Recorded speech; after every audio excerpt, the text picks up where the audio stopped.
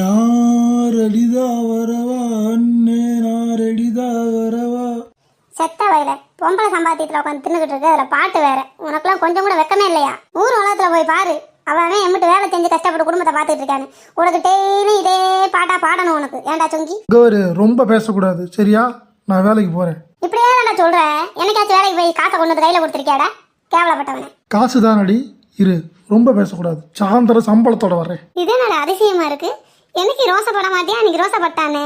ஒருவேளை வேலைக்கு போய் நெசமாவே காசு கொண்டு வந்து தர போறானோ? அப்படி நடந்தா நல்லதுதான். எல்லா சாமிக்கும் அவனுக்கு மொட்டை எடுத்துருவேன். சரி, அவன் இல்லைனாலும் வீட்டில் போர் அடிக்கும். நம்ம சந்தைக்காச்சும் போய் காய்கறி வாங்கிட்டு வருவோம். அண்ணே பிச்சை போடுங்கண்ணே, நீங்க நல்லா இருக்கணும் அண்ணே. அண்ணே பிச்சை போடுங்கண்ணே. சில்லற இல்ல தம்பி. நோட்டா இருந்தாலும் பரவாயில்ல அண்ணே, போடுங்கண்ணே. யோ இல்லன்னு நான் போக வேண்டியதான ஐயா. அண்ணே இல்லேன்னு சொல்லாதீங்கண்ணே, சாப்பிட்டு 4 நாள் ஆச்சுண்ணே. சரி சாப்பிடலன்னு வேற சொல்ற. இந்தா. என்னண்ணே 1 ரூபா போடுறீங்க? ஒரு இட்லியே 7 ரூபா 8 ரூபான்னு விற்கிறாங்கண்ணே. இதை வச்சு நான் என்னென்ன செய்ய? கொஞ்சம் சேர்த்து போட்டு விடுங்கண்ணே. அண்ணே பாக்கெட்டில் 500 ரூபா நோட்டு நீ எடுக்கும் போது பார்த்தனே. ஏண்டா இளவு எடுத்தவனு பசுக்கு போக வேண்டாமா நானு? ஏண்ணே நாளைக்கு சாக போறக்கு இன்னைக்கே நீ நாடிக்கட்டை போட்டு வந்துட்ட. நீ எல்லாம் போற போக்கில் செத்து போயிட்டேன்னா காசை வச்சு என்னண்ணே பண்ண போற? எனக்காச்சும் போட்டு போனே. ராடே நீ பேசுற பேச்சுக்கு நான் செத்தாலும் உனக்கு போட மாட்டேன்டா. நீ எல்லாம் நல்லாவே இருக்க மாட்ட போடா. அண்ணே அச்சோ இவர்கிட்ட தான் வாங்கிட்டோமோ. வீட்டில் சொங்கி இல்லை, போர் அடிக்கும்னு வெளியே வந்தால் வெயில் தாங்க முடியல. சீக்கிரம் காயை வாங்கிட்டு வீட்டுக்கு போயிடணும். அம்மா தாயே சாப்பிட்டு 4 நாள் ஆச்சுமா, பிச்சை இருந்தா போடுங்கம்மா. அச்சோ அப்படியாப்பா.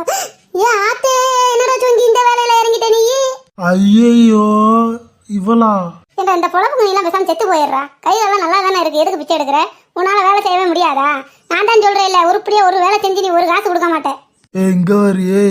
புரிஞ்சுக்காம பேசாத. என் பாக்கெட்டு நிறைய காசு இருக்கு. வீட்டுக்கு போ, நான் கொண்டு வந்து தாரேன். விவரம் தெரியாம இருக்க. வேலைக்கு போனா கூட நான் இவ்வளவு காசு சம்பாதிக்க மாட்டேன். என்னடா சொல்ற? பாக்கெட் நிறைய காசு வச்சிருக்கியா? சரிடா, அப்பனா இந்த வேலையே செய்யி. ஆனா 4 பேத்துக்கு முன்னாடி உன்னை நான் வையத்தான் செய்வேன். நீ பெருசா நினைக்காத. இந்த அங்கிட்டு பாரு, அங்கிட்டு கூட்டம் நிறைய இருக்கு, அங்கிட்டு போய் வாங்கு. இந்த உனக்கு பின்னாடி ஒருத்தர் நிக்கிறாரு, அவர்கிட்ட வாங்கிட்டியா? அவர்கிட்ட வாங்கிட்டேங்களா? அவர் 10 ரூபா ஓட்டாப்ல. சரிடா, இந்த வேலை நீ ஆரம்பத்துல இருந்தே பண்ணியிருந்தா நம்ம கோடீஸ்வரனா இருக்கலாம். இன்னொன்னு சொல்றேன் பாரு, இந்த சட்டையெல்லாம் கொஞ்சம் கிழிச்சு விட்டு போ, அப்பதான் பாவம் பார்த்து நிறைய போடுவாங்க. ஆட்டு முடியே. சரிடா சுங்கியே, கஷ்டப்பட்டு வேலை பார்க்குற. உனக்கு என்ன சாப்பிடணும்னு தோணுது சொல்லு, நான் வீட்டில் போய் செஞ்சு வைக்கிறேன். ஆட்டுக்கறி எடுத்து குழம்பு வைக்கலீங்கம்மா, சாயந்தர கலெக்ஷனோட வந்துடுறேன். ஆட்டுமுடா சுங்கி, நான் போய் ரெடி பண்ணி வைக்கிறேன். சீக்கிரமா போ, கூட்டம்லாம் போயிட போகுது. பார்த்துக்கங்க மக்களே, இப்படி தான் நிறைய பேர் சம்பாத்தியத்துக்காக பிச்சை எடுக்கிறவங்க இருக்காங்க, கஷ்டத்துக்காக பிச்சை எடுக்கிறவங்களும் இருக்காங்க. அது யார் என்னன்னு பார்த்துட்டு அது சரியான ஆளுக்கு நீங்கள் கொடுத்து உதவுங்க. இப்படி தான் வேலைக்கு போக உடம்பு வலிச்சு போய் குடிக்கிறதுக்காக பிச்சை எடுக்கிறவங்களும் நிறைய பேர் இருக்காங்க. அவங்களுக்கெல்லாம் நீங்கள் போட வேண்டாம். எங்கள் சேனல் பிடிச்சிருந்தா லைக் பண்ணுங்கள், ஷேர் பண்ணுங்கள், சப்ஸ்கிரைப் பண்ணிக்கோங்க. தேங்க்யூ.